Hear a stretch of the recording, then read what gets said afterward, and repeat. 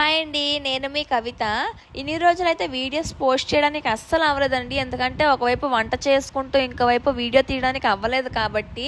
కానీ నమ్మరు, నాకు డే 1 నుంచి ఈ రోజు దాకా ఆర్డర్స్ లేని రోజంటూ లేదు.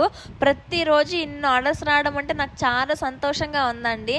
నా ఫస్ట్ ఆర్డర్ అయితే నాకు చాలా టెన్షన్ వేసింది. ఎందుకంటే నేను అనుకున్న ప్యాకేజింగ్ నాకు రిసీవ్ అవ్వలేదు.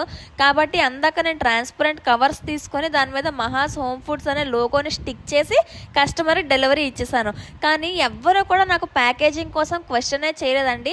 ప్రతి ఒక్కరూ కూడా ప్యాకేజింగ్ ఏముందండి, మీ ఫుడ్ చాలా బాగుంది, నేను ఖచ్చితంగా మళ్ళీ ఆర్డర్ చేసుకుంటానండి.